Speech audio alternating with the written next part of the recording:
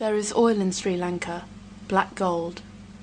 The discovery was officially announced in October 2011, an opportune blessing after the end of the war. Petroleum exploration began in the 60s, but with uncertain prospects, the project was put on hold when the Civil War broke out in 1983. The offshore areas of interest were controlled at the time by the LTTE.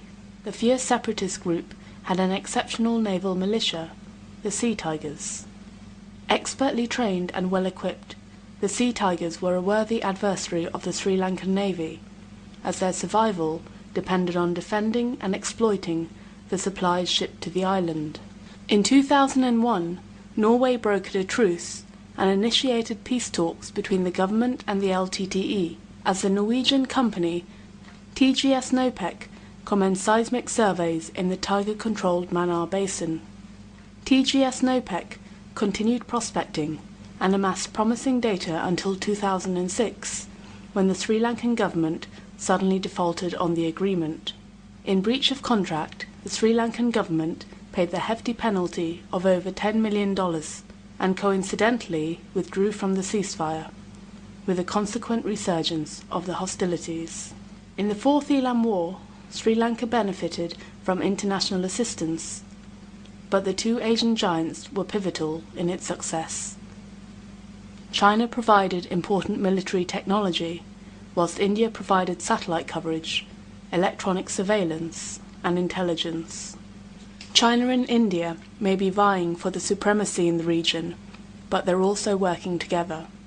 Earlier, in 2006, China and India agreed on a mutually beneficial agreement to halt their bidding war over natural resources that was fueling tension and driving prices up worldwide. A year later, in 2007, 2 blocks in the Mannar Basin were awarded to both countries outside of public tender. Could oil exploration and the fight against the LTTE be interlinked? In 2007, Sri Lanka started an international campaign to assign further lots, and a year later, an Anglo-Indian company, Cairn, made a generous offer. It was a risky business, as the government was awarding oil exploration rights in an area that was under the control of one of the most feared and fierce liberation armies in the world. That same year, the army launched the Wani operation, an offensive to permanently eradicate the tigers. The attack was mounted with unprecedented determination and force, storming the LTT-controlled areas and chasing out the sizable civilian population with heavy artillery and shelling.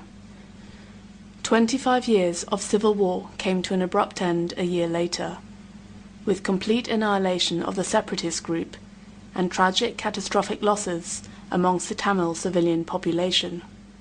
The precipitous end of the conflict meant that Cairn could start its drilling operations immediately. 2 years later, in 2011, the discovery of oil was officially announced in the Mannar Basin. The government proclaimed that oil reserves could amount to more than 1 billion barrels. In February 2012, it announced its intention to sell more bids, with projected revenues in excess of $2 billion. Is it by fortunate coincidence or calculated design that the discovery of oil in the LTTE-controlled territory came so soon after their defeat? In economic terms, this country is kind of being divided. North of Valmia, let the Indians take care of that. South of that, let the Chinese do it. I will not see this as a reward for supporting them to crush the LTTE. But if you're Sri Lanka, I think it's very natural for them to keep both the neighbors happy. So he means he will keep India and China happy, and of course he would like to, as a small country, get benefit out of the competition between these two countries. So when we are doing it ourselves within our country, in Madhya Pradesh or in Orissa or in Bihar, and what moral legitimacy that the Indian government can tell Rajapaksa, you don't do it against the Tamils? So probably join Rajapaksa and get some percentage of the benefits he might derive from the riches, oil riches from Mannar. It's kind of like, sharing the loot. Now we must enter the realm of speculation, but is a speculation based on facts. The pertinent information is freely available from the government of Sri Lanka and other official sources. Our aim is not to rewrite history, but we believe that the coincidental episodes in the Mannar Basin raise some questions. 1 billion barrels of oil.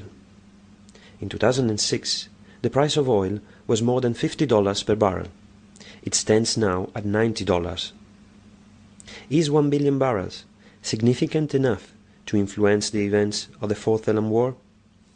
With the projected revenue from allotted sales alone expected to reach more than $2 billion, the massacre of more than 40,000 civilians, was it worth it? During the Norwegian-led peace talks in 2006, the option of devolution for the Tamil provinces was put on the table. Was a military invasion necessary to reaffirm undisputed ownership over an already sold estate?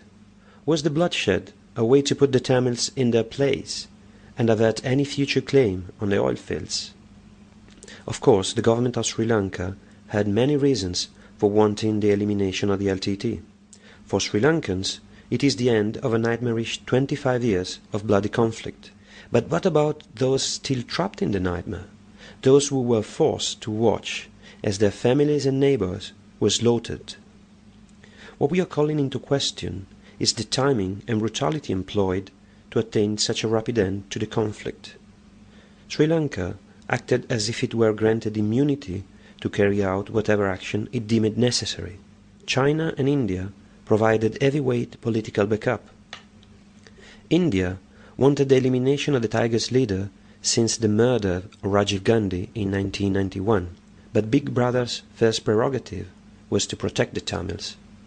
India didn't radically oppose the LTTE until 2006, when it provided intelligence and military support, cutting off the Tigers' seaward supply line and providing satellite coverage to the Sri Lankan army, monitoring the events unfolding in real time.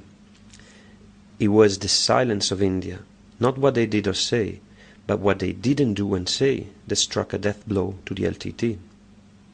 India has drilling operations on its side of the strait, with its thirst for natural resources matched only by China. Was the lucrative prospect of oil in the Mannar Basin enough to condone the eradication of the Tamil separatists and the consequent massacre of innocent civilians? Was it worth it?